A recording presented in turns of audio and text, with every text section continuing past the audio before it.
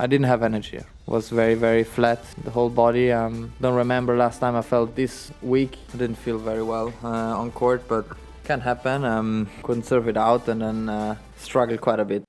The most dominant player on the planet, 2 sets up and serving for the match, suddenly can't stand upright. A scheduler drops the one man with a documented heat problem into the hottest window of the day. The world number 1 loses to a player ranked 56th, then walks into the press room and blames nobody but himself. And a 14-time champion of this exact tournament has spent a decade warning that this was coming. 4 pieces, 1 collapse sitting at the center of all of them. Line them up and they stop looking like coincidence. This is the real reason Jannik Sinner's body quit at the French Open, and it has almost nothing to do with the man on the other side of the net. The sport has already filed this away as a hot afternoon and an off day. That's the surface. Underneath it is a story about a weakness everyone could see, a decision somebody made anyway, and an alarm Rafael Nadal has been ringing since before Sinner was a household name. By the time we're done, this loss is going to look like something very different from a simple upset. Before we get into it, subscribe. Pulling the real story out from under the obvious one is the whole point of this channel. Now let's get into what actually happened. To understand why this was never just a bad day, you have to rewind past the match, past the tournament, to a vulnerability that was sitting in plain sight. Jannik Sinner has a problem with heat, not a whispered one, a proven one. In January at the Australian Open, he cramped badly in extreme conditions and only steadied once officials slid the roof shut over the court. He knows it, his team knows it, and the people who build the daily order of play at a Grand Slam know it too. It's why, in the first round in Paris, he'd quietly taken the cool night session to stay out of the sun. Hold on to that fact. It matters more than anything else in this story. Now picture what Sinner had built on top of that one weakness, because it makes what happened almost impossible to believe. He arrived in Paris having steamrolled the clay season, winning Monte Carlo, Madrid, and Rome, becoming the first man to claim 6 straight Masters 1000 titles and the first Italian to win Rome since 1976. 30 matches without a loss, dating back to February. The shortest-priced French Open favorite since Nadal himself in 2009, and the field had cleared for him completely. Carlos Alcaraz, his only real rival and the 2-time defending champion, had withdrawn entirely with a wrist injury that had kept him sidelined since April. A run to the semifinals would have given Sinner a 7th straight major in the latter stages, a club only 5 men in the Open era have ever joined. The one trophy missing from his career, the final brick in a career Grand Slam, was sitting in open air. This wasn't a draw, it was a runway, and everyone expected a coronation. Then came Thursday, the 28th of May. Sinner took the first 2 sets and pushed into the third, walked to the line to serve it out, and in his own words, couldn't serve it out. That was the hinge. Watch what comes next. From that single game, the steadiest body in tennis simply stopped responding. He bent over the clay. He called for the trainer. He looked mortal for the first time in over a year. 3.5 hours of slow collapse ended 3-6, 2-6, 7-5, 6-1, 6-1. No top seed had gone out before the 3rd round in Paris since the year 2000. Even the man beating him was unsettled by it. Tirundolo, the 56th ranked outsider, said afterward that he felt sorry for Sinner because he genuinely couldn't tell what had gone wrong. That's how it looked from the far baseline. A generational favorite, dismantled not by a strategy, but by a body that walked off the job. He wasn't outplayed, he was switched off. And the reason traces straight back to a decision made before he hit a single ball. All week, Paris had been trapped under a heat dome. By the time Sinner served, the temperature had pushed from the mid-80s into the 90s. For his second round, the schedulers had one obvious, humane option. Hand the world number 1 the evening session, when the air drops and the clay settles. Instead, they gave that cooler slot to other players and placed Sinner in the midday opener on the main court, the most punishing stretch of the day. Read that against everything you already know.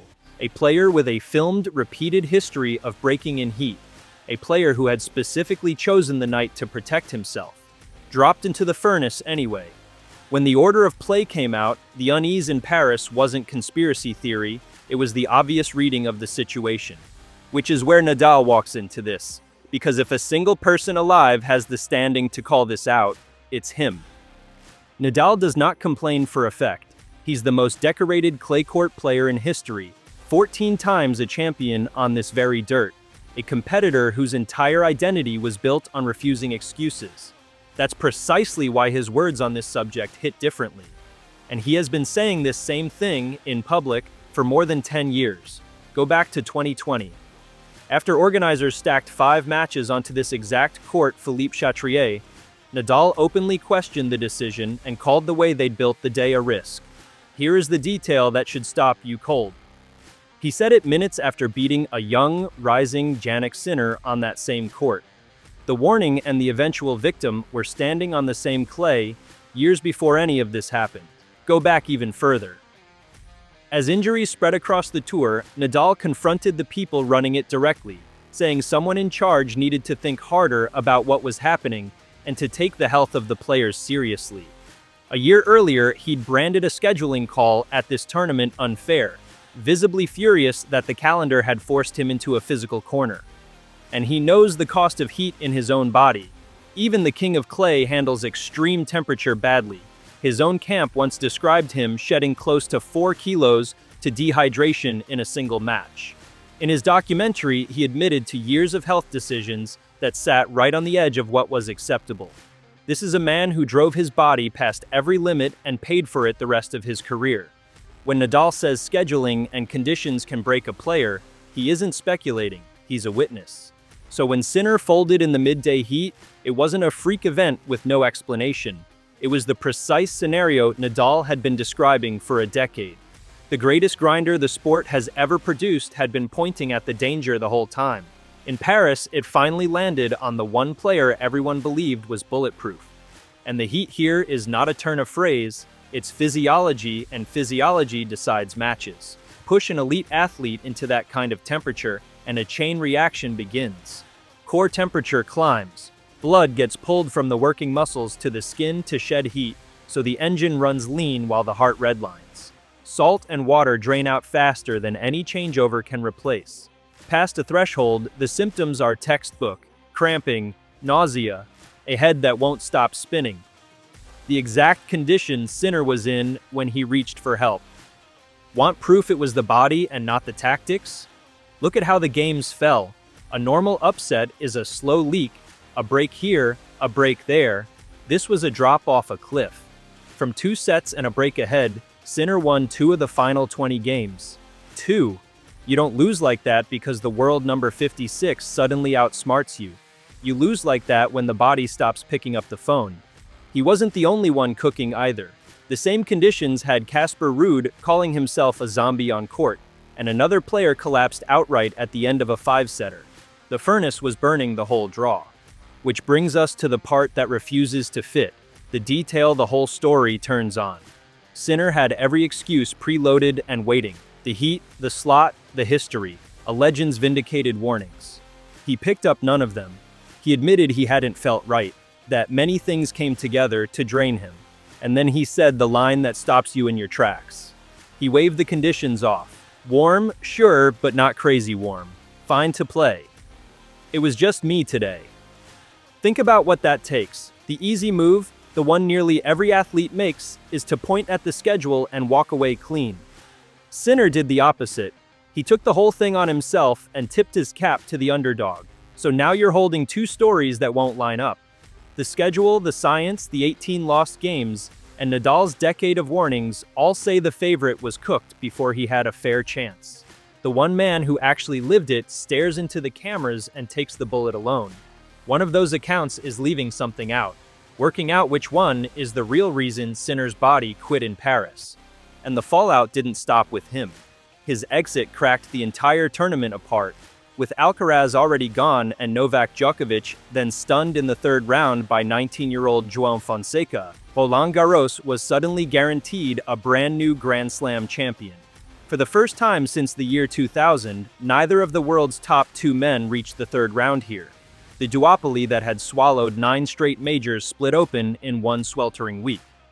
Behind them, a 17-year-old reached the 3rd round, the youngest in Paris since a teenage Nadal in 2003. A new generation didn't knock politely, it tore the door off. Now add up what one afternoon cost the man at the center of it.